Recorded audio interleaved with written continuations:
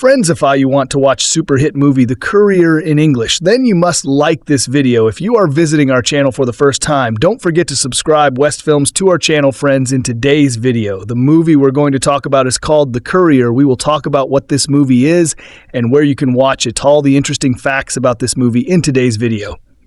I'm going to tell you, I am also going to give you all the information on which OTT platform or on which satellite channel you will get to watch this movie. Also, we will talk in detail about the technical department, music department, pre-production, filming, post-production, budget, box office collection of this film. We will also talk about the story of this film, and I will also give you a small review of the story of this film. Apart from this, we will discuss about the facts of this film, storyline, star cast actors' performance in the film, and which character has played which role. That's why I request you, friends, to watch this video till the end, so let's start the video. The Courier is a 2020 historical spy film directed by Dominic, Cooke, and written by Tom O'Connor. The film stars Benedict Cumberbatch as Greville Wynne and is based on the true story of a British businessman who was recruited by the Secret Intelligence Service to be a message conduit with Russian spy source Oleg Penkovsky, played by Merab Ninidze, in the 1960s. Rachel Brosnahan, Jesse Buckley, and Angus Wright also star. The Courier had its world premiere under its original title Ironbark at the Sundance Film Festival on the 24th of January 2020 and was theatrically released in the United States on the 19th of March 2021 and the United Kingdom on the 13th of August 2021. The film received generally favorable reviews from critics. Plot. In 1960, Oleg Penkovsky, a high-ranking Soviet official and GRU intelligence officer with access to top-secret nuclear information, is disillusioned with Khrushchev's leadership in light of the growing threat of a nuclear war with the United States. He reaches out to the CIA and offers to provide information that could help de-escalate the situation. The CIA and MI6 decide that it would be better not to use an officer and instead have an ordinary businessman act as an intermediary. They approach salesman Greville Wynne to go to Moscow under the pretense of exploring commercial opportunities. Wynne establishes seemingly normal business relations with Penkovsky, and the latter makes arrangements with Western intelligence agencies to feed them information. He asks that they continue to use Wynne as their regular courier, reasoning that he will be under the Soviets' radar. Initially opposed to the task, Wynne eventually agrees, partly after CIA officer Emily Donovan emphasizes that his efforts could help prevent a nuclear war, and also after Penkovsky visits him at his home and tells him that he is betting his life on Wynne's success. Wynne uses his business travels to Moscow to regularly carry messages and packages provided by Penkovsky to the CIA. However, this takes a toll on his personal life, where he starts behaving agitatedly, leading his wife to think that he may be having an affair. Penkovsky learns that the Soviets want to turn Cuba into a nuclear threat to the United States and relays this information, along with photographs and military plans to the CIA, who eventually verify this using their own intelligence. The Americans are able to use this early lead to their advantage during the Cuban Missile Crisis. However, the Soviets, using their own double agents, realize they have an information vulnerability. In Moscow, Wynne realizes that his hotel room had been searched but leaves the country before he has a chance to warn Penkovsky.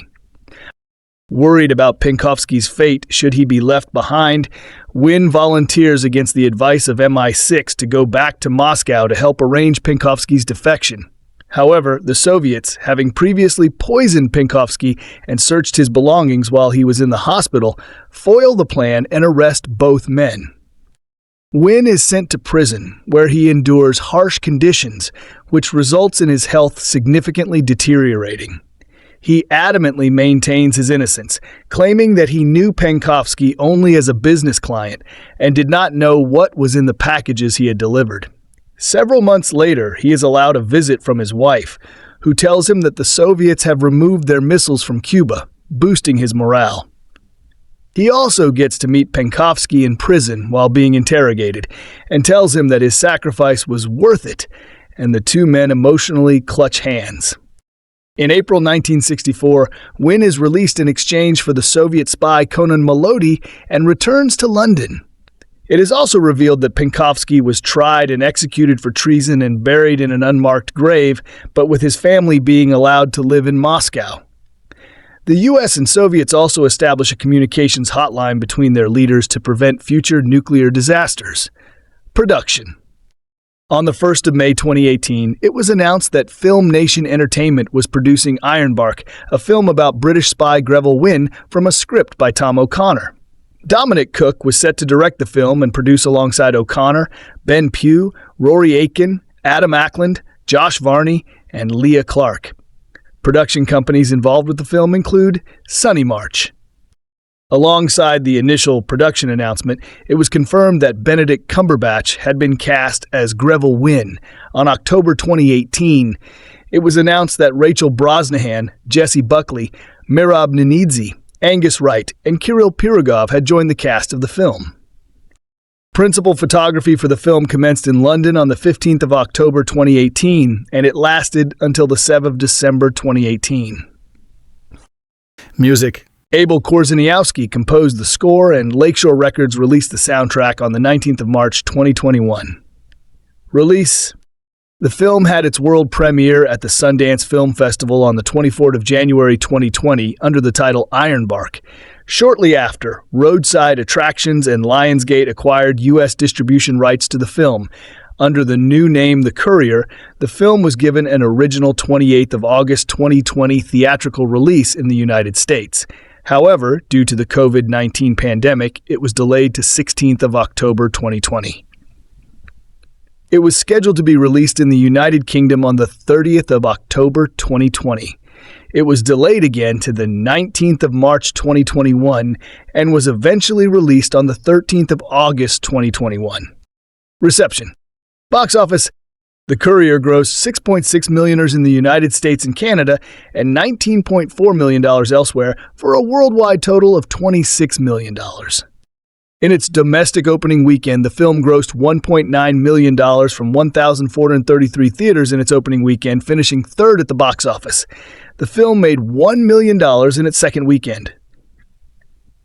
Critical response. On review aggregator Rotten Tomatoes, the film holds an approval rating of 85%, based on 214 reviews, with an average rating of 6.810. The website's critics' consensus reads, The Courier delivers a rousingly effective old-school spy adventure, elevated by a thrilling fact-based story and Benedict Cumberbatch's nervy central performance. On Metacritic, it has a weighted average score of 65 out of 100 based on reviews from 37 critics, indicating generally favorable reviews. According to PostTrack, 82% of audience members gave the film a positive score, with 62% saying they would definitely recommend it. The Washington Post's Ann Hornaday gave the film 3 out of 4 stars, saying, The Courier makes a smart, stylish stand for the kind of old-fashioned period spy thriller that is increasingly being turned into bingeable series for streaming services. Its modesty and carefully managed ambitions define its strong suit at a time when such films are scarcer every day. Peter DeBrugge of Variety called the film solid if dull by definition espionage story, and said, The Courier's hook is that it's based on true events, and the underlying history deserves to be shared. Nominations. Merab Ninidze was nominated for Best Supporting Actor at the 2020 British Independent Film Awards. The Courier Review. The real-life story of salesman-turned-spy Greville Wynne is loosely adapted into this Cold War drama that combines plenty of the ingredients for a first-class espionage thriller, but doesn't quite deliver. Benedict Cumberbatch plays Wynne, an adequately successful British businessman with a weakness for booze, who finds himself a courier for and a friend to high-level Soviet informer Oleg Penkovsky, Merab Ninidze. Royal Court Theatre alumnus and filmmaker Dominic Cooke, on Chesil Beach, directs, dressing the story in a suitably ominous color palette and capturing the oppressive sense of lives surveilled. But with slack pacing and insufficient focus, the film lacks the crackle of tension and propulsive efficiency of something like Tinker Tailor Soldier Spy. The Courier will evoke memories of prior spy movies and the tropes they often employ.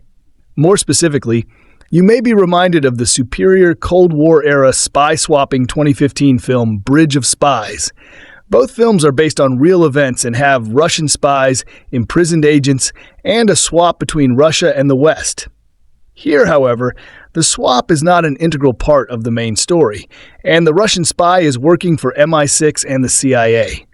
As in Spielberg's film, this is a meditation on the individual cost of doing something not for personal gain, but for the common good. There's a whole set of cinematic cliches that come with stories like that, and adding them to this mix risks overcrowding.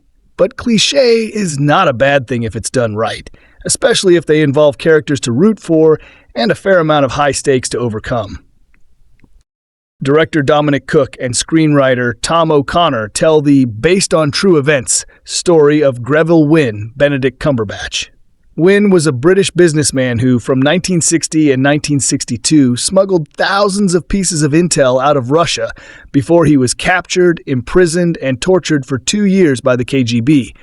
Assisting him in his role as Courier is Oleg Penkovsky, Merab Ninidze, a far more experienced Russian agent. Wynne's role as a salesman who works his magic on Eastern European clients makes him a good smuggler.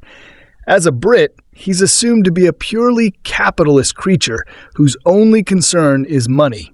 Couple that with his superb talent for schmoozing and boozing with customers, and he emerges as someone who's neither suspicious nor a potential danger to Soviet security. Wynne is surprised to be recruited by MI6's Dickie Franks, Angus Wright, who, along with CIA agent Emily Donovan, Rachel Brosnahan, convinces him to meet with Penkovsky because any intel will help President Kennedy during the Cuban Missile Crisis. She assures him he'll be safe. Initially, Wynne turns them down because the entire idea seems incredulous.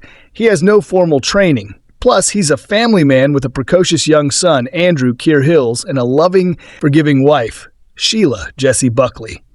Sheila's pardoning nature revealed itself after Wynne took those dirty jokes about traveling salesmen to heart. Sudden trips to Moscow, frequent trips he can't tell his wife about in any regard, are bound to arouse her suspicions about new infidelities. The Courier makes the connection that Wynne's job of making the clients happy has the same thespian qualities of being a spy. He is playing a role, one that requires him to hide his true feelings and present a specific, carefully calibrated, unflappable front. Penkovsky reassures him that he's handling the job well. As the two family men spend more time together, their guards lower, and the two become close friends. Cumberbatch and Ninidze do a very good job conveying their newfound bond, which helps the viewer swallow the unbelievable decision that sets the second half of the film in motion. The first hour, which focuses on the existing and budding human relationships in England and in Russia, plays better than the prison-bound second hour. There's a sweet, realistic dynamic between Sheila and Greville. Buckley gives an excellent performance that carries her over to the predictable moment when she has to pivot to the strong spouse cautiously awaiting the return of her husband. Of course, she's convinced Greville is cheating when she catches him exercising more than he's ever done, not to mention that he's trying new things he's never considered before in bed. Buckley handles this with the right touch of bemusement and forcefulness, warning that she won't be so understanding if there's another woman. Her best scene is when she realizes the true nature of her husband's secrecy, and how she may never have the chance to tell him she's sorry for not trusting him. We also spend time with Penkovsky and his wife and daughter. Their scenes are just as loving as the Wynne's, but they're tinged with more danger. Penkovsky is a decorated former soldier with many security clearances, and as he tells Wynne, everyone in Russia has eyeballs that surveil for the state. One can easily predict that Penkovsky's espionage work will catch up with him. But it's a bumpier road to believing that Wynne would risk life and limb to go back in to try and help him defect. Once he's captured, the Courier loses steam as it isolates its main character for violent prison scenes that we've seen endless times before. Those sequences culminate in a jail cell reunion between Penkovsky and Wynne that's memorable because it wears its empathy like a sentimental badge of honor. Though there's nothing new or transformative here, the Courier stays afloat due to the acting by Buckley, Cumberbatch, and Ninidze. Unfortunately, Brosnahan's performance is flat. Her character feels completely out of place here, as if Donovan were thrown in to inject an American into a very British story. Her one big scene, where she tries to terrify Wynne by describing the 4 minutes he'd have if a nuke were heading for London, is unconvincing and doesn't have the reverse psychology effect the film thinks it does. I was a bit surprised that The Courier worked for me as well as it did, and I must give some credit to Sean Bobbitt's moody cinematography and Abel Korzeniowski's engaging score. Their work gave the illusion that this film could have been made in the time frame it is set. That sealed the deal for me. Movie spies typically fall into one of two categories. There are the butterflies, flamboyant secret agents like James Bond or Atomic Blonde who behave as conspicuously as possible, and then there are the moth-like kind who do their best to blend in. The character Benedict Cumberbatch plays in The Courier, previously called Ironbark, belongs to the latter variety, a fellow so boring that he's virtually invisible. Recruited for the specific purpose that the Russians will never suspect him of working for MI6. Strategically speaking, it's a good plan, but maybe not the best formula to yield an especially thrilling thriller. Although Sundance audiences seem to enjoy watching the marvelous Mrs. Maisel star Rachel Brosnahan playing a slightly more ostentatious, blonde-wigged CIA agent. Shaken martinis and martial arts fight sequences tend to be a lot more sexy than watching whatever Cumberbatch, playing an English salesman named Greville Wynne, does to avoid suspicion in this intermittently interesting espionage drama. Basically, going to the ballet, hosting business meetings, drinking with clients, while discreetly passing packages from a high-ranking Russian mole. The Courier's hook is that it's based on true events, and the underlying history deserves to be shared. Back in the early 1960s, around the time the Cuban Missile Crisis put the United States on atomic alert, MI6 approached Wynne with an unconventional plan. They'd received word from Oleg Penkovsky, Merab Ninidze, a high-ranking Soviet military intelligence officer, that he was looking for a way to leak information about the country's nuclear program. Rather than sending a trained agent to be his contact, they decided to recruit a civilian who could come and go without attracting too much attention. Since Penkovsky was tasked with stealing Western technology secrets, his colleagues would view the relationship as being advantageous to Russia, not realizing that documents were flowing in the opposite direction. Normally, a movie like this would probably wind up on British television, but for whatever reason, The Courier has been made with the big screen in mind, which means audiences will benefit from a pair of terrific lead performances, handsome widescreen lensing by Steve McQueen's go-to DP, Sean Bobbitt, and a lovely waltz-like score from Polish composer Abel Korzeniowski, who also did Penny Dreadful. Those might also be there if it had been done as a TV movie. And The Courier could well wind up a part of some streaming company's slate. But director Dominic Cooke has a better budget to work with and motivation to make the project cinematic. Screenwriter Tom O'Connor, the hitman's bodyguard, seems to think he's landed on something original by treating the bond that developed between Wynne and Penkovsky as an extramarital affair. Trouble is, with all the sneaking around and secret keeping involved, that's more or less the default metaphor for illicit bromances, driving everything from Michael Mann's whistleblower saga, The Insider, to the 3D chess game that was Thomas Alfredson's Tinker Tailor Soldier Spy. Here the analogy becomes literal, not because there's anything homoerotic at stake, but since we learned that Wynne had cheated on his wife Sheila, Jessie Buckley, once before, which makes her understandably suspicious when he starts doing push-ups and disappearing on frequent business trips to the USSR. You know who's not suspicious? The Russians, with the result that The Courier feels a lot less exciting than it might have been, despite a scene when a traitor is shot in the head to make a point to Penkovsky and his fellow GRU officers. Cooke proves an inspired choice of director for such material, even if the material itself leaves something to be desired, considering the relationship-focused nature of his feature debut, the underrated On Chesil Beach. That picture delved into a newlywed couple's marital problems and worked quite well until the final stretch, when bad makeup and an awkward leap forward in time threatened to ruin everything. As if to compensate, Cooke makes it a point to deliver a more impactful ending, despite the fact his two main characters are wasting away behind bars by this point. From the looks of it, both actors lost a ton of weight for the time they spent locked up by Russian authorities, which leaves one duly impressed by their performances. In a way, their commitment matches the character's sacrifice, lending power to the last act. A theater director whose experience adapts well to cinema, Cooke once again inspires great work from his ensemble. Cumberbatch has a very particular, somewhat priggish look that lends itself well to period roles, and to a moth-like operative like this in particular, whose life is so drab that he practically gives himself hiccups out of giddiness when MI6 first pitches him the idea. Brosnahan has less to do, but is a welcome presence all the same. A general complaint, which could be budget-based: there are too few extras to flesh out the film, giving the relatively stuffy impression that life stops at the edge of the frame. Despite ongoing conflicts with Russia today, the movie doesn't feel terribly relevant to our time. Maybe in 60 years someone will make a movie about Wynn's modern-day counterpart, but for now, let's assume he's hidden in plain sight. There's an old-fashioned sturdiness to Cold War drama Ironbark, the kind not often seen at Sundance, alluded to by festival director John Cooper before its world premiere.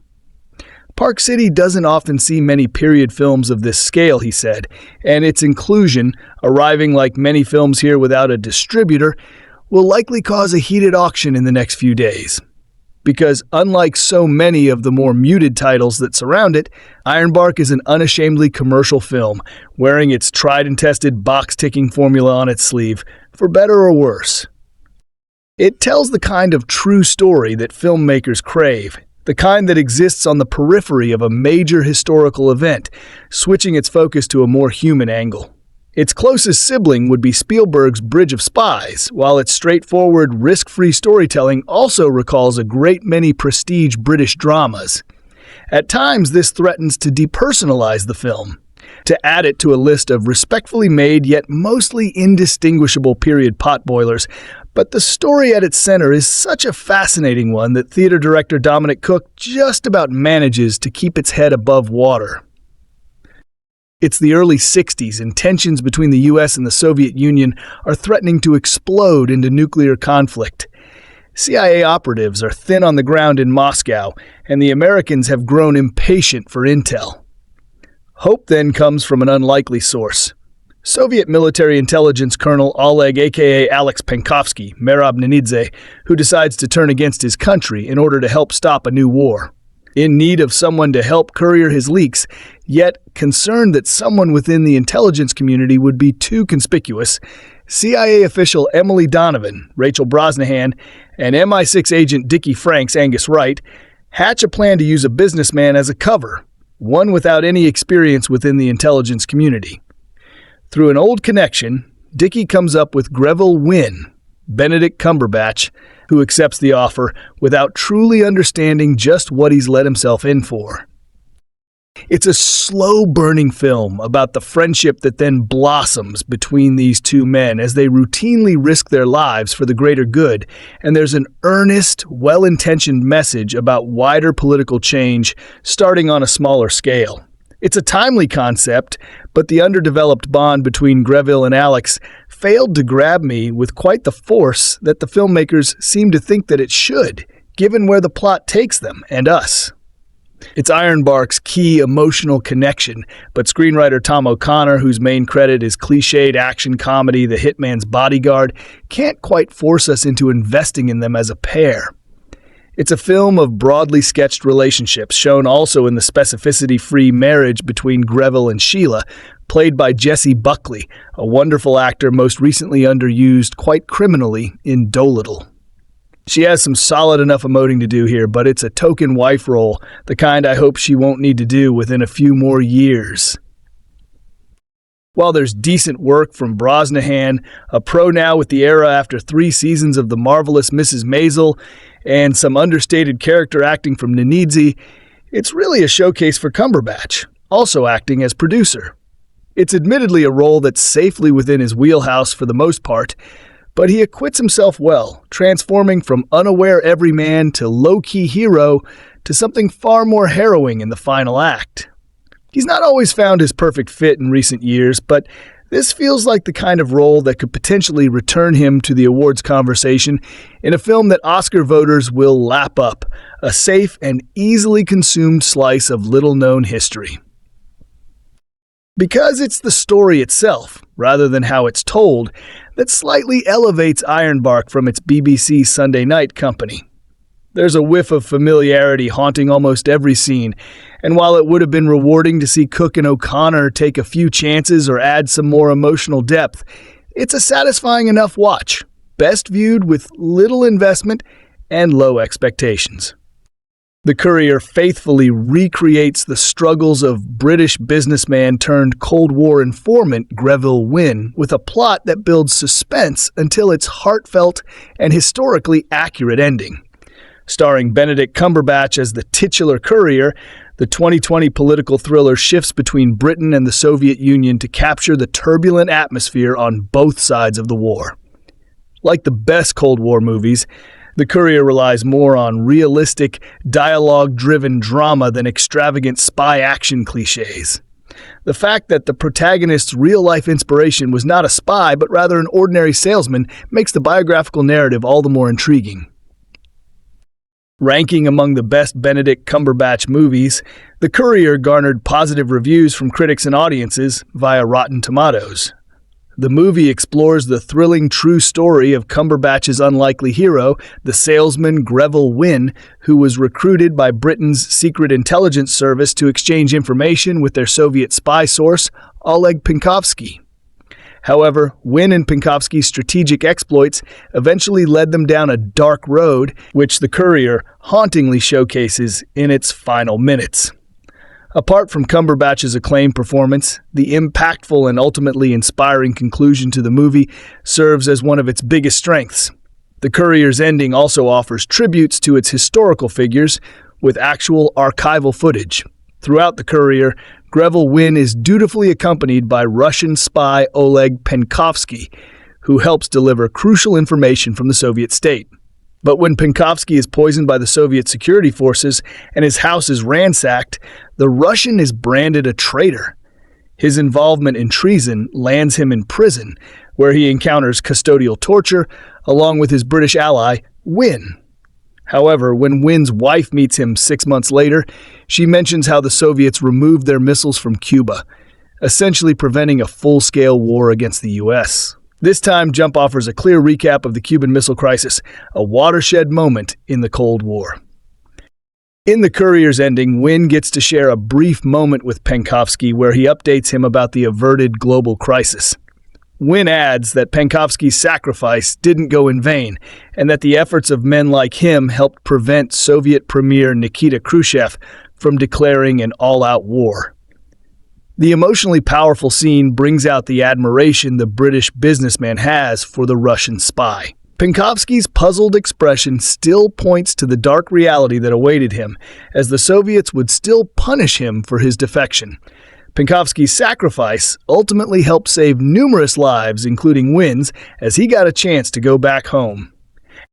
The end of the Cuban Missile Crisis offers Greville Wynne hope, but he is still unsure of his plans to return to the United Kingdom. A postscript at the end concludes the true story of The Courier by delving into Wynne's aftermath. He was eventually exchanged for a Soviet intelligence officer, Konon Melody, who was held captive in the UK. The spy swap took place in Berlin on April 22, 1964, a moment reminiscent of the ending of the Cold War drama Bridge of Spies, which dealt with a similar swap. The Courier mentions how such an arrangement finally set Wynne free, a stark contrast when compared to Penkovsky's fate. Following his return to London, Greville Wynne resumed his business activities and strayed away from spy activities as far as he could. The postscript and archival footage attached to the ending of The Courier reveal that Wynne went on to lead a settled life. The closing shot, a black-and-white archival video, finds the real Greville Wynne talking to the press about his journey of rehabilitation. Just as Wynne had told his wife Sheila earlier in The Courier, he only thought about coming back to her and resuming his ordinary family life. As the final press interview reveals, both Wynn and Sheila were speechless when reunited. Further questions in the footage reveal Wynn's plans for the future. While he aims to resume his career as a businessman, he does mention that he is also intent on starting his own company. While Wynn was all set to resume his professional and personal life, it is obvious that the trauma of his time in the Soviet Union still plagued him. This haunting presence is jokingly brought up by Wynn himself when he's asked if he has any plans to return to Eastern Europe. He says smilingly, "Oh, that is quite a question, which I can't answer today." The postscript also mentions that Wynn eventually died in 1990. Given its main focus on the Cold War, the Courier's ending couldn't touch upon the tumultuous life that Wynn led after getting freed from the Soviets. While Wynn appears to be cheerful in the final video, Nigel West writes in 7 Spies That Changed the World that he went on to struggle with alcoholism and depression in the years after his imprisonment. Wynn's marital life wasn't blissful either, as he got divorced from Sheila later, even becoming estranged from his only child, Andrew. Wynn also wrote 2 books about his work for British intelligence. He passed away due to throat cancer at the age of 70. The ending of The Courier also offers tribute to Oleg Penkovsky, with the postscript stating how he, along with Greville Wynn, helped smuggle more than 5,000 top-secret military documents out of the Soviet Union. The movie labels him as the most valuable Soviet source ever recruited by the West. Sadly, Penkovsky couldn't defect from his country as he had planned earlier, with the text mentioning that he was later convicted of espionage, executed, and then buried in an unmarked grave. The former Soviet colonel died in 1963, a year before Wynn's release. Penkovsky's wife and children were still spared and allowed to lead a quiet life in Moscow. Even though The Courier chiefly revolves around Greville Wynn and Oleg Penkovsky's lives, it is clear that the work of spies like them helped establish better rapport between the Soviets and the Americans. The postscript adds that to prevent another confrontation like the Cuban Missile Crisis, a telephone line was set up between the White House and the Kremlin shortly after the incident. This move helped ensure better communication between the two nations. The final words that appear in the Courier's ending postscript even go on to conclude, "This has prevented the world from ever coming so close to nuclear catastrophe." In some of its pre-release advertising, The Courier was marketed as a spy thriller akin to the James Bond franchise. However, the movie and its 2 central protagonists are rooted in reality, and the ending of The Courier only bears further testimony to this. The movie could have ended on an overly sentimental note, but instead of letting his actors take center stage, director Dominic Cooke chose to rely on facts and figures. While the Benedict Cumberbatch-led biopic The Imitation Game is notorious as one of the most inaccurate biopics, The Courier and its true-to-the-facts ending offer a positive shift in attention to detail and historical accuracy. He secretly contacted the CIA through an American tourist requesting help. He would provide them with the information necessary to prevent war. And in exchange, the United States government would help Penkovsky and his family defect when the time was right. But in order to transport this top-secret information, Penkovsky still needed a source more reliable than the occasional tourist. Sending an American would be a certain death sentence, since the last man the CIA worked with was caught and executed, and the British intelligence agency MI6, though equally invested in preventing war, was unwilling to risk escalating to own tensions with Russia if one of the group's spies got caught. However, the suits at MI6A could ascend a civilian so long as they didn't provide him with too many details. Gilwyn was a British businessman who had a liking for the drink and the ability to travel between countries. Without question, truth be told, he wasn't even aware he was talking to spies when the CIA and MI6 approached him, and he certainly didn't want to become one himself, but what he did want was to protect his wife and son. So with little more knowledge than to simply be himself and await further instruction, he became Penkovsky's new courier. Positive elements Penkovsky and W's motivation to steal top-secret intel from the USSR is driven by their desire to protect their loved ones from a nuclear holocaust. However, while working together, something unexpected happens. The two men become friends. This is quite shocking, since their countries are nearly at war. They're supposed to hate each other, or at least only grudgingly tolerate each another. But they come to realize that the bad blood between their homelands isn't so much about hatred towards foreigners as it is about politicians screaming about which country is better. Both fathers teach their children that two people from very different backgrounds and lifestyles working together towards a common goal can make a difference in the world. And to this end, each man protects the other from KGB. Agents refusing to sign confessions that would condemn the other person, even at risk to his own life. Spoiler warning, their efforts are well rewarded since the information they transported helped stop the Cuban Missile Crisis in 1962, when initially dislikes the CIA and MI6 because they use fear tactics to manipulate him. However, when Pankowski is in danger, both agencies help him attempt to extract his friend, despite impossible odds. Wynn's wife Sheila grows suspicious of his constant visits to Russia and voices her concerns about his travels. She becomes increasingly suspicious of her husband's poorly told lies about his activities. When Sheila later learns the truth, she apologizes to Wynn and asks for his forgiveness, which he gladly gives, relieved that she finally knows everything. Sexual romantic contents. Several couples kiss a married couple lays in bed while kissing passionately. It's implied they have sex as well later. See them covered only by sheets. Several men drive past a strip club. A woman says her husband is energetic in bed. We see some ballet dancers in leotards and tights. Sheila assumes that the reason her husband keeps traveling to Russia is because he is having an affair, and we later learn that he had an affair once before, thus her suspicion, but that she forgave him afterward while in prison. Wynn is searched. We see him naked, covering his genitals with his hands. We also see his exposed backside, violent content, a man with multiple bruises and lacerations on his face and body gets shot in the head. We see some blood splatter. We see another man in similarly bad shape later on and learn he was also executed.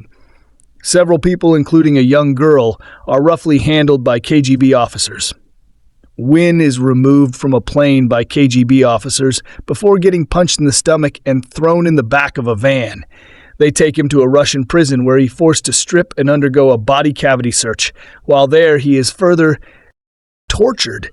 They deprive him of sleep and basic hygiene and needs, shave his head, limit his food rations, force him to stay in a room with a broken window in the middle of winter without blankets, make him use a bucket on the floor as a toilet, and when all else fails, physically beat him with batons, and we watch him become weak and emaciated as time goes on.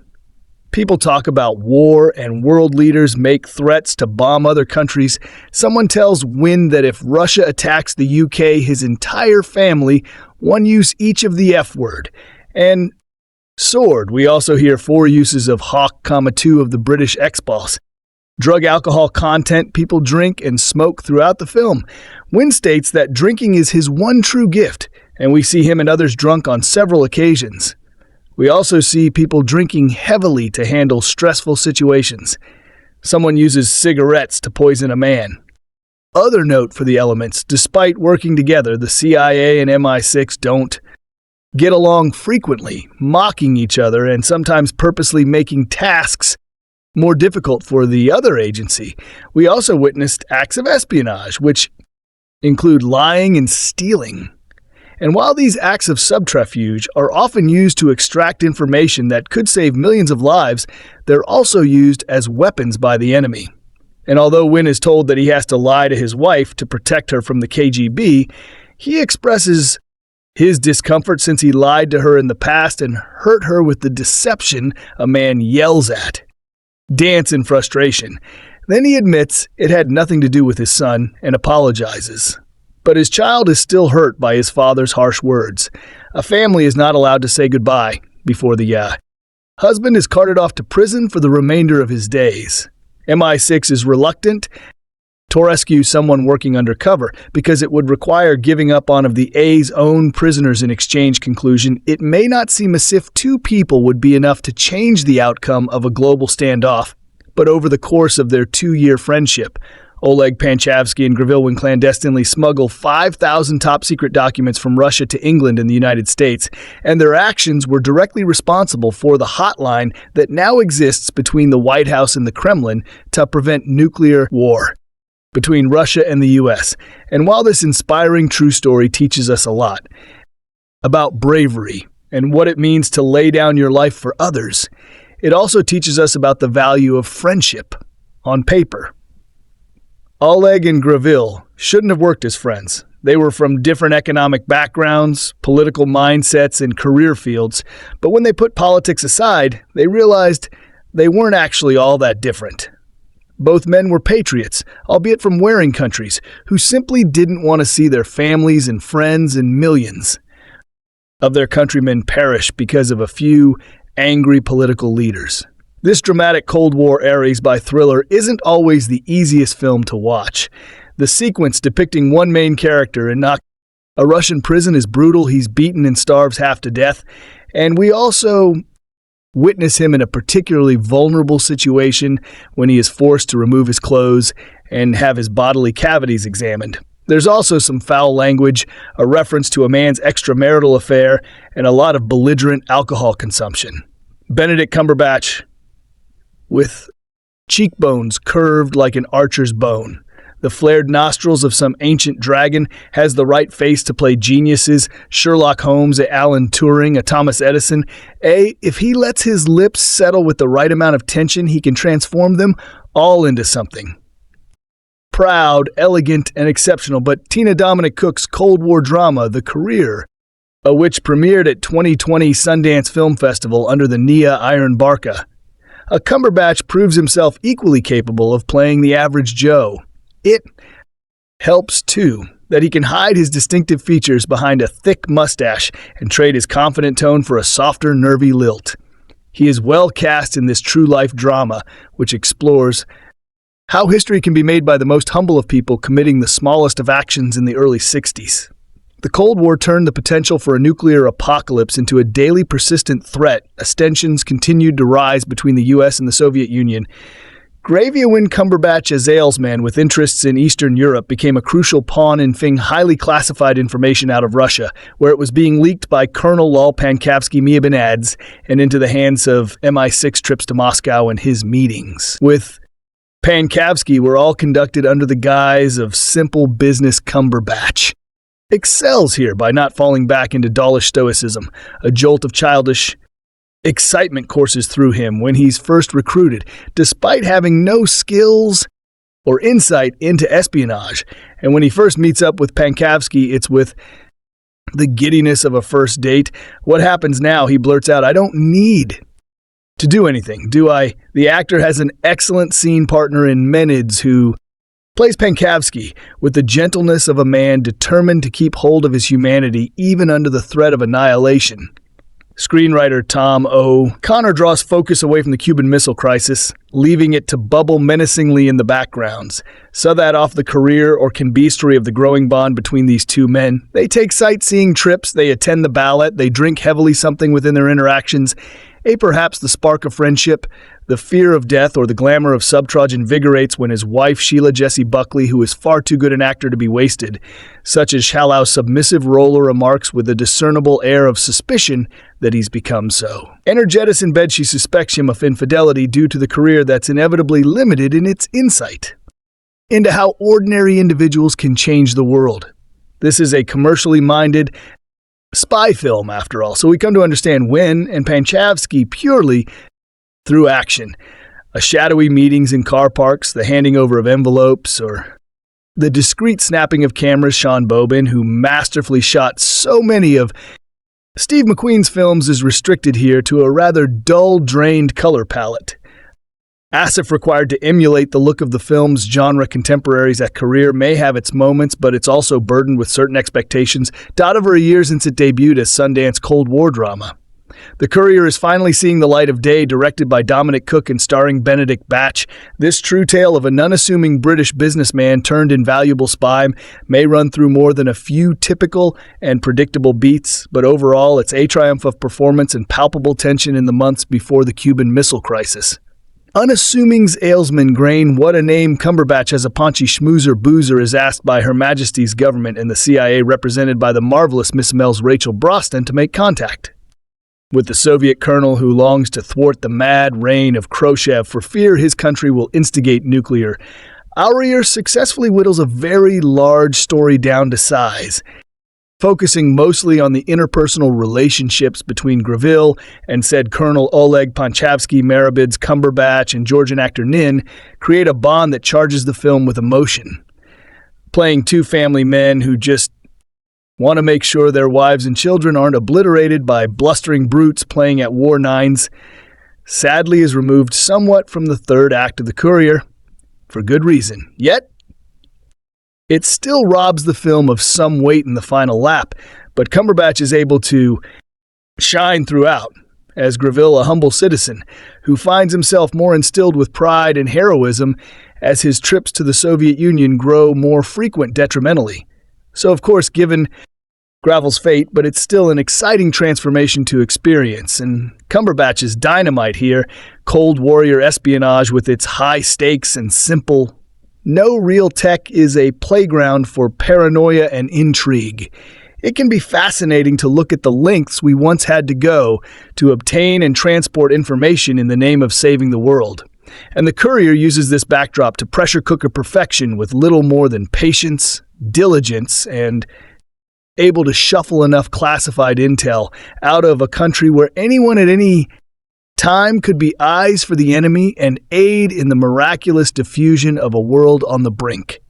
Cumberbatch's Gravel, based on the real-life Grayville win, is a man who, while increasingly noble, becomes addicted to the thrill of spycraft. It's a flaw, but never one that overshadows the ultimate good he's doing. You can feel his craving for the craft growing after each winning mission. And Cumberbatch casts a spell here where you root for Grayville while he sheds his Seuss glad-handing ways for a new life as a man where his old personality becomes merely a cover. Unfortunately, Grayville, as an ordinary citizen, has things to lose. Tenure spies know better than to have families waiting back home, but Grail reluctantly enters the game with the wife Sheila. Bargles, Jesse Buckley, and a son, even if this weren't all based on true events.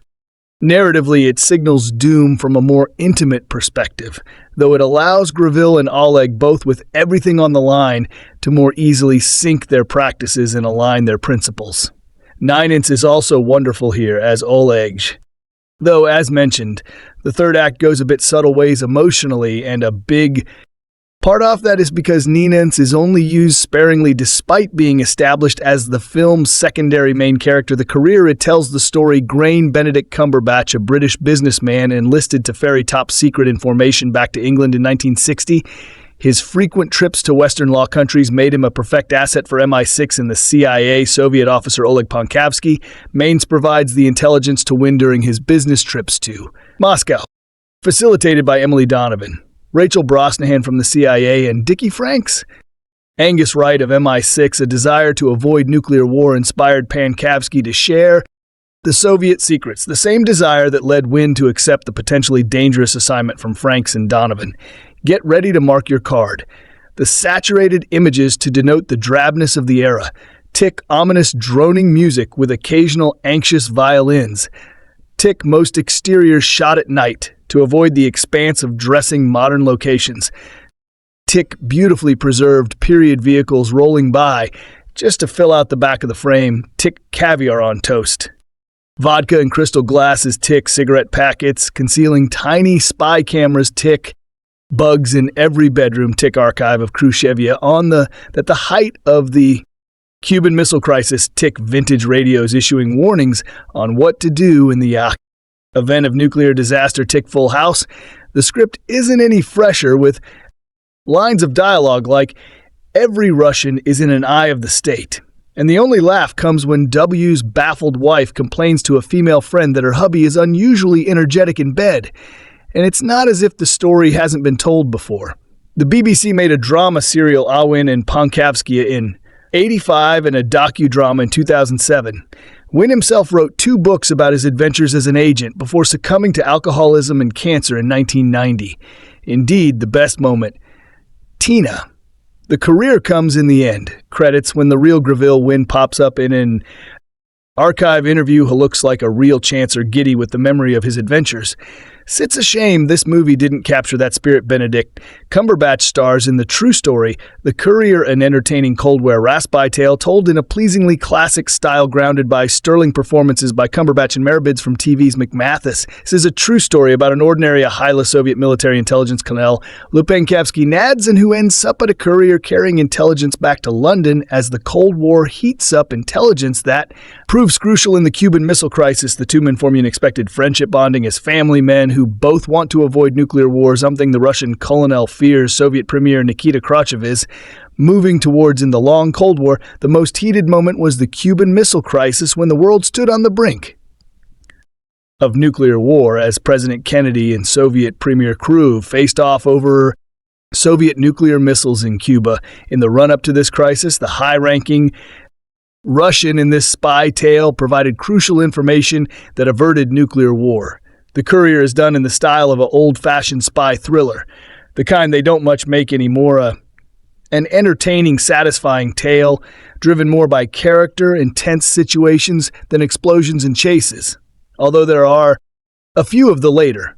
But the biggest strength of the film lies in its two central performances, particularly the excellent Cumberbatch and its true story basis. As readers may know, Khrushchev was the Soviet leader who banged on a table with his shoe and later promised, "We will borrow you to capitalist Western nations." He might have meant economically, but the heated tone was shockingly different from his predecessor Stalin. The Cold War was reaching its most heated period in the early 1960s, culminating in the 1962 Cuban Missile Crisis. The Courier gives enough information about that crisis and the Cold War period to make the story work without bogging down the thriller in a history lesson. Cumberbatch's and Ninidze's excellent performances are the major strength of the film, and the tale is built around their friendship. But director Dominic Cooke on Chisel Beach keeps the pace and focus just right, working from a script by Tam O'Connor and supported by moody photography by Sean Bobbitt and a perfect score by Abel Kurtzicki. There is a lot of fun in the buck first two-thirds of the film before the film takes a darker turn towards its end, which does not work as well, but is a necessary part of the whole story at the start. The tone is almost breezy as British salesman Cumberbatch is contacted by MI6's Dickie Franks, Angus Wright, and CIA's Emily Donovan, Rachel Brosnahan about a one-time mission to Moscow to contact a high-ranking official. When is skeptical and dismissive, even joking a bit about having lunch with spies and protests that he is unqualified because he is just a salesman. But Franks assures him that's exactly why he can do the job, and then reassures him he will be perfectly safe if there was any risk. The MI6 agent tells him, "You are the last person we would send," bluntly telling when he drinks too much and is out of shape, which leaves the salesman winching eventually when agrees to do the job. But of course, it turns out not to be a one-off after he meets the Russian intelligence colonel Oleg Pankowski. Ninidze Pankowski takes an instant liking to him and insists Wynn continue as a courier. Most of the characters in this true story are based on real people, although Rachel Brosnahan's CIA operative is a composite. But there were indeed women in MI6 and the CIA at the time, and making the character a woman allows the filmmakers to explore a little bit the challenges of women working in that male-dominated field, in that male-dominated era. It's no surprise Panofsky likes Wynn, as Cumberbatch's Wynn is indeed a likable fellow, whether joking with his young wife Sheila Jessie Buckley and their young son, or in early scenes with the MI6 and CIA operatives where he can't help making spy jokes.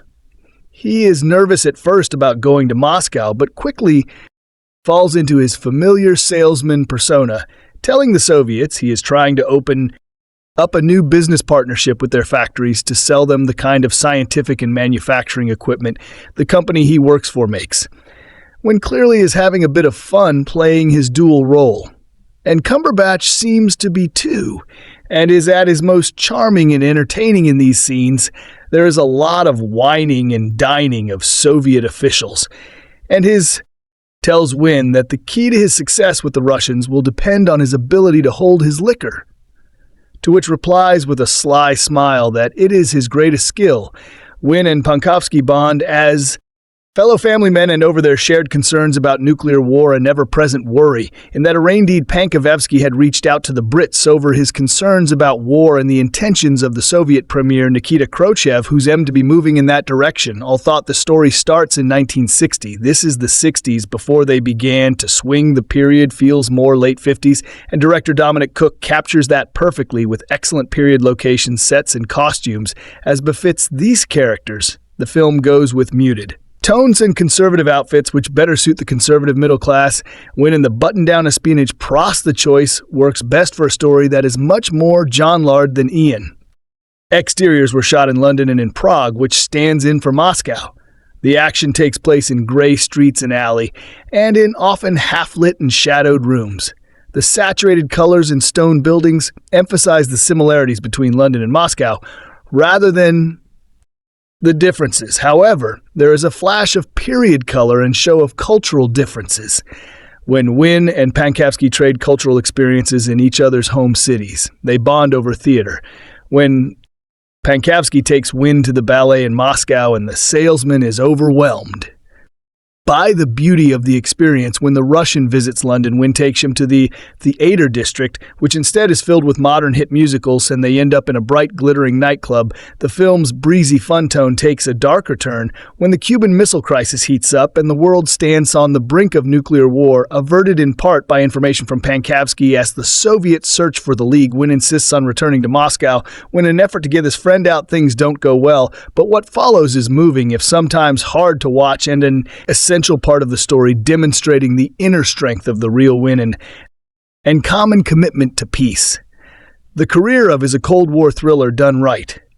This true story espionage tale was executed on an independent film's budget, but you wouldn't know it by looking at the screen. Thrills, human drama, and moments of humor bound as a true story of two individuals. So why a British civilian and one a decorated Soviet help keep the world from the brink of nuclear war director, or a dominant Cooke understands exactly what makes a page-turning thriller like The Stick, but doesn't sacrifice the human stories at its core. The result is a wildly entertaining and inspiring, if a tad familiar, entry to the genre. The film opens in 1960 with the Cold War heating up as the USSR and the United States top nuclear weapons stockpiles. Mi-6 receives a message from a Soviet GRU officer named Dol Pankovsky Merab Ninidze, noting that he's willing to cooperate and share inside information. Mi-6 can't exactly send one of their own agents into the Soviet Union, so together with the CIA agent named Emily Rachel Brosnahan, they recruit a British businessman who would have reason to travel to Russia. That businessman is Graville Wynn Benedict Cumberbatch, and while he is at first excited by the prospect of becoming something of a spy, he soon learns the real dangers that come with traveling in and out of Russia so frequently. Vil strikes up a genuine friendship with Oleg and brings home documents to share with MI6 and CIA. Officials, Oleg agrees to cooperate on the condition that his information be used as a tool for peace, not as a weapon against the Soviet Union, and making his potential sacrifice all the more impactful. The situation grows more intense as the KGB begins looking into Graville's travel, and the film culminates with the Cuban Missile Crisis. The film itself is a taut, propulsive thriller that is compelling through and through. There's a terrific pacing to the story at the start of the film, and a surprising number of laughs. Salsa Tom. Entertain the heart of the movie is the relationships between Graville and Oleg, and Cumberbatch and Ninidze do a tremendous job of building a rivalry. Cumberbatch has a more dynamic arc, as Graville is at first as excited by the idea of playing spy, but then grows all too real. Will he continue helping the government, or will he tape out and go back to his family? It's a fascinating internal conflict, and Cumberbatch fulfills that. Aaron Greenwell, 9-2, is great, filling the role of a brave defector still working inside the Soviet government. Oleg has a family of his own, but is literally running the risk of being executed each time he gives Grave a message to send back home. Ole is calm, cool, and collected the majority of the time, but Ned subtly allows shades of his fear to briefly shine through the Fatilda section. Aid and the wild Rosia, and the Trinabola breakout to Jessie Buckley does what she can with a role that's just slightly above that of concerned wife. The film sags a bit in the middle, and while the third act is a necessary part of the story, it runs in a slightly too long, but these minor quibbles are forgivable, given that the rest of the film is so enjoyable indeed. Other Courier joins the ranks of Fab of Speed Issa and a Ford VA area to become a terrifically entertaining dead movie destined to catch your attention on TNT for years to come. This is a handsomely crafted, fairly straightforward thriller. But what sets it apart, aside from Cumberbatch's well performance, is how it brings home the idea that two men can and did change the world. They had a support system, sure, but nuclear crisis was literally averted because these two individuals had the fortitude to put their lives on the line to potentially, possibly bring peace to a world on the brink of annihilation at a time when full bodies of government can't seem to function correctly at the Courier is a swell reminder that sometimes it doesn't necessarily take a village to enact significant change based on a true story. The Courier is a captivating, powerful spy drama and thriller about a British businessman who's recruited to ferry small packages and messages in 1961 and 1962 from a Soviet official, who's concerned about his country's increasing belligerence against the West under Nikita Khrushchev. The Courier is one of the most brilliant, suspenseful, moving, and well-acted spy movies ever made, with a strong message against communist tyranny that's also a powerful plea for peace, mutual understanding, and friendly international relations. The movie opens in 1961 with Soviet Premier Nikita Khrushchev making a bellicose speech in Moscow against the United States and its Western allies. "We will bury them," he exclaims after, declaring that the time of the imperialists is over, and the audience is Oleg Pankavsky, an official of the Soviet Union's military intelligence agency, the GRU. Oleg is concerned about Khrushchev's hostile attitude toward the West. He thinks Khrushchev is too impulsive and reckless, so he writes a secret letter to the U.S. Embassy and passes it to two American tourists to deliver it. Ola offers to give the Western allies reports on what's happening. Kremlin, the center of the Soviet communist government led by Khrushchev in the 1950s and early 1960s, a CIA agent named Emily and a British intelligence officer named Dick I crewed an unassuming British businessman Grain to act as a courier for Oleg's future messages and packages containing tidbits of information. Already does business in Eastern Europe, so it would not be suspicious for him to do the same thing in Moscow. Naturally, Graville is reluctant to do this, but Emily and Dickie, who introduced themselves to him as Helen and Packages Gravel, begins his Moscow activities by making a speech to a small group of Soviet technocrats, including Ole. He considers himself a salesman who tries to satisfy the manufacturing needs of his clients, similar to being a middleman. Oleg introduces himself and tells Gravel he doesn't like the way his first name is pronounced in English, so he tells Graville to call him Alex. The two men, and Olegor, Alex has a wife, Vira, and a young daughter, Nena, so they share some things in common.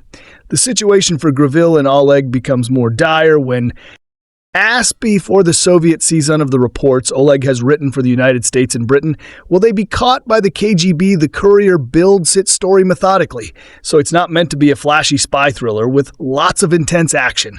However, it's thoroughly captivating and suspenseful from beginning to end, and the second half is quite intense and moving. The movie is brilliantly directed and acted. Benedict Cumberbatch does a great job as the British businessman Graelwyn Merabin, who also played in the 1984 anti-communist Russian masterpiece Repentance, is also superb as Oleg Pansky. The woman actors are equally fine, especially Jessie Buckley as Graville's wife, who wonders if her Husbandy, Shaving an Affair in Moscow, the movie's story and plot is accompanied by a terrific soundtrack composed by Abel Kowartsky. The movie condenses much of the espionage activities in which Greville and Oleg participated. Also, the American CIA agent Emily Akahelin is a composite character. Furthermore, the first meeting Olean with Western intelligence operators involved 4 men, including the head of the CIA's new Moscow station, Joe Billick, who's not mentioned in the movie, but who frequently meet with Oleth, the center of the movie, however, is not Oleg. Panchavsky's relationship with Western intelligence officers, but his friendship with British businessman Grawin. Also, the movie doesn't shy away from depicting the evil the communist tyranny in the Soviet Union at the time. As someone warns Greville early on, everyone he meets in Moscow could be a KGB spy. Even if they aren't, everyone in Moscow, including the lowliest hotel desk clerk, is expected to report any and all activities to the KGB, whether suspicious or not.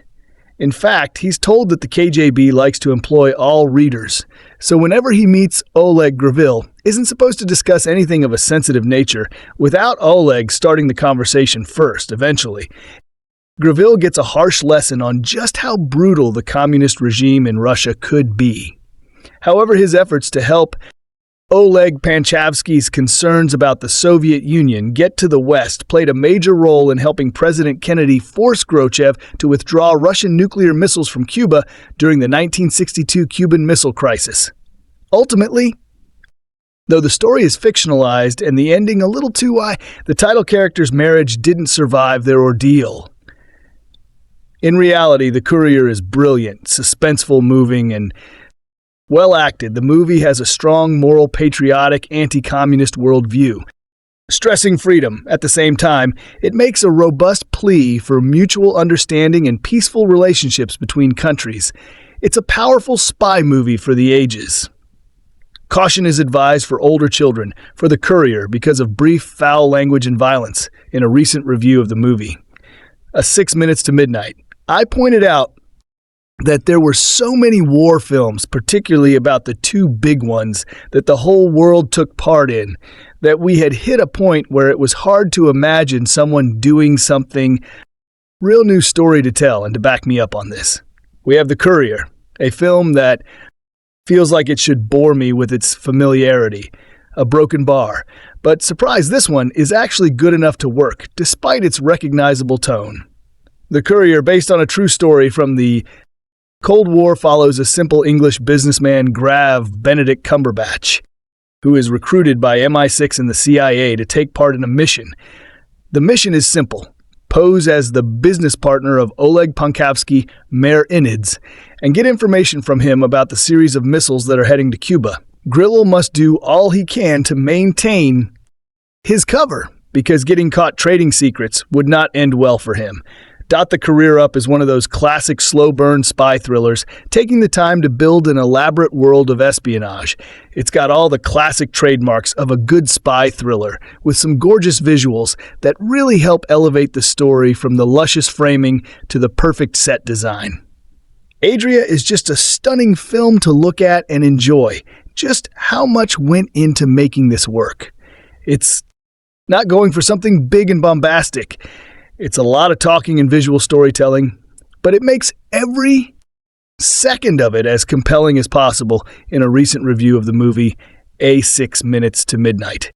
There were so many war films, particularly about the 2 big oneists that the whole world took part, that we had hit a point where it was hard to imagine someone doing something new with the genre. It's grown stale. There is no real news story to tell, and to back me up on this, we have you The Courier, a film that feels like it should bore me with its familiarity and broken bargain. But surprise, this one is actually good enough to work despite its recognizable tone. The Courier, based on a true story from the Cold War, follows a simple English businessman, Benedict Cumberbatch, who is recruited by MI6 and the CIA to take part in a mission.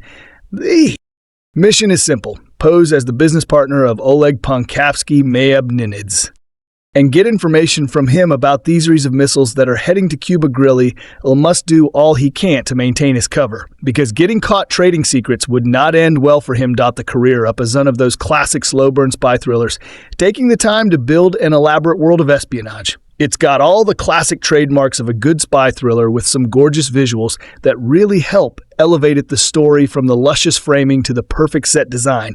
Adria is just a stunning film to look at and enjoy just how much went into the making this work. It's not going for something big and bombastic, it's a lot. Off-talking and visual storytelling, but it makes every second of it as compelling as possible. Most of the heavy lifting to make this film work, as well as it comes down to the fact that Benedict Cumberbatch is one of the greatest actors working today, and this is a real display of the kind of role that thrives in Heimbus Gravel, with the strength that just makes you believe that he would somehow be able to pull off such a dangerous mission, but also with enough intellect to know how to get out of some difficult scenarios. There's one shot right, near the end of the film, where without uttering a single word, Benedict absolutely destroys the viewer with a simple look. It's the kind of performance that you sit through a 2-hour film just to marvel at. Another impressive thing is that off the Courier it doesn't was Stiesingel second. There's no filler here to be found. It's all just powerful character work by our lead performer, or its integral story stuff that builds this spy thriller up to its highest potential. Every scene moves by quickly and efficiently, building tension. So gradually that you barely even notice that you're starting to get and see, until the final moments when the film lets everything start to crumble and you feel the weight of everything just land on top of you. It really doesn't shock Meth that the director of Father is mostly known for the Ader work, because he really has a handle on how to make the most of just a couple of actors talking on a simple set that has that knack with actors that makes. So guys, this is their review of the Courier movie and some information about it. How do you like our today's video? Please let us know by commenting. And if you like this video, please like its hair and don't forget to subscribe to our channel. Thanks for watching.